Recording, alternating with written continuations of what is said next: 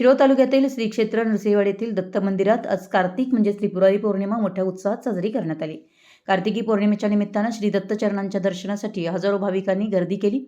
सायंकाळी पौर्णिमेच्या चंद्राच्या प्रकाशात भाविकांनी व दत्तदेव संस्थानच्या कृष्णाकाठी लावलेल्या असंख्य दिव्यांनी मंदिर परिसर उजळून निघाला।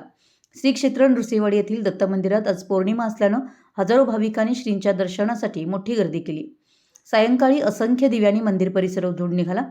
आज सकाळपासूनच भाविक दुचाकी चारचाकी वाहनानं श्रींच्या दर्शनासाठी येत होते। सायंकाळी 5 नंतर मुख्य मंदिराच्या दक्षिणोत्तर घाटावरती भाविकांनी त्रिपुरारी पौर्णिमेनिमित्त दिवे लावण्यास सुरुवात केली। रात्री उशिरापर्यंत दीपोत्सव व भाविकांची वर्दळ चालू होती। ग्रामपंचायत व दत्तदेव संस्थांमार्फत भाविक व यात्रेकरूंसाठी विविध सोयी व सुविधा उपलब्ध करून देण्यात आल्या होत्या।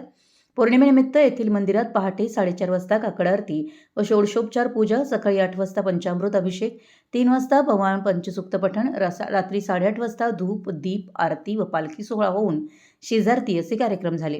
येथील दत्तदेव संस्थांमार्फत कापडी मंडप, दर्शन रांग, मुखदर्शन, क्लोज सर्किट व्यवस्था, पिण्यासाठी शुद्ध पाणी तसेच मोफत महाप्रसादाची सोय केली होती। पौर्णिमेनिमित्त काल रात्रीपासूनच भाविक पायी, दुचाकी, चारचाकी वाहनानं श्रींच्या दर्शनासाठी येत होते। आज कार्तिक स्नान समाप्ती असल्यानं हजारो भाविकांनी व महिलांनी कृष्णा पंचगंगा नदीच्या काठावर पर्वकाल स्नानाचा लाभ घेतला। सायंकाळी 5 नंतर मुख्य मंदिराच्या दक्षिणोत्तर घाटावरती भाविकांनी त्रिपुरारी पौर्णिमेनिमित्त दिवे लावण्यास सुरुवात केली।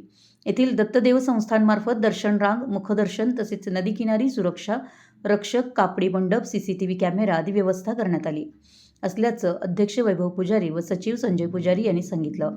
येथील नावाडी अरुण गावडे, अक्षय शिंदे यांनी नदीकाठी सुरक्षिततेसाठी आपली नाव तैनात ठेवली होती। भाविकांनी कृष्णाकाठची काकडी, वांगी तसेच पेढे, बर्फी, मेवा, मिठाई या खरेदीसाठी गर्दी केली। रात्री उशिरापर्यंत भाविकांची वर्दळ चालू होती। ग्रामपंचायत व दत्तदेव संस्थांमार्फत भाविक व यात्रेकरूंसाठी विविध सोयी व सुविधा उपलब्ध करून देण्यात आल्या होत्या।